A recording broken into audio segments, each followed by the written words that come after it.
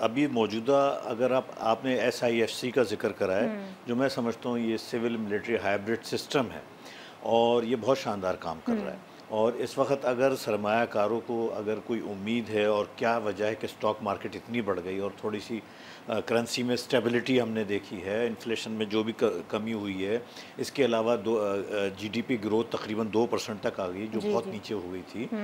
कुछ चीज़ों में बहुत बेहतरी नज़र आई है। इसके अलावा बहुत सारे ममालिक ने पाकिस्तान का विज़िट करा है, MOUs साइन हुए हैं, बाहर के विज़िट हुए हैं, अभी चाइना का विज़िट हुआ है, उससे पहले UAE का हुआ वगैरह।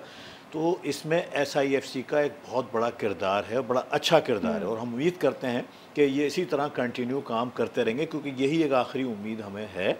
जहाँ तक हुकूमत भी यकीनन अच्छे काम करने की कोशिश कर रही है, लेकिन अब इस वक्त हम एक ऐसे विशेष सर्कल में फंस चुके हैं। देखें, हमारा मुल्क इंपोर्ट ओरिएंटेड कंट्री है, हमारा मुल्क टोटली डॉलर पर चलता है। डॉलर के रिज़र्व टोटल 14.5 अरब डॉलर हैं और जो हुकूमत के अपने हैं वो 9.5 अरब डॉलर हैं, जो हार्डली 2 से ढाई महीने इंपोर्ट बिल को कवर करते हैं। ठीक।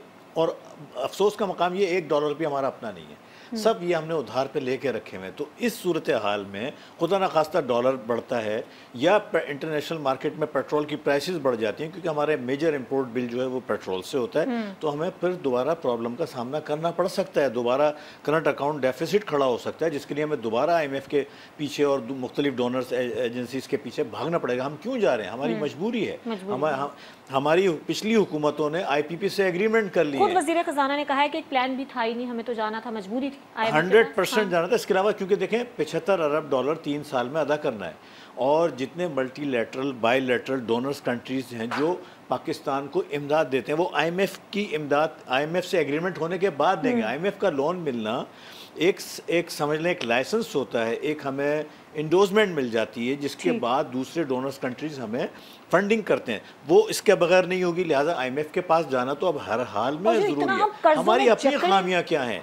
हम अनटैक्स सेक्टर पे टैक्स नहीं लगा रहे हैं, सिर्फ अपनी सियासत बचाने के लिए, क्योंकि वो नोट भी देते हैं, वोट भी देते हैं बदकिस्मती से, और सारा का सारा बोझ हम अगर ये शिफ्टिंग कर लें, आप यकीन करें हमें नए टैक्सों की ज़रूरत नहीं रहेगी। हम FBR के सिस्टम को अच्छा कर लें, अच्छे रिफॉर्म्स इंप्लीमेंट कर लें, उनके लूप होल्स ख़त्म कर दें, जितनी वो लीकेजेस उसमें ख़त्म कर दें, प्लस इन अनटैक्स सेक्टर को अगर हम टैक्स कर लेते हैं, आप यकीन करें जो अभी IMF ने 12,900 अरब रुपए का बजट टारगेट रखा है, ये हम 15,000 तक भी अचीव कर सकते हैं। इस कदर हमारे पास टैक्स कलेक्शन हो सकती है।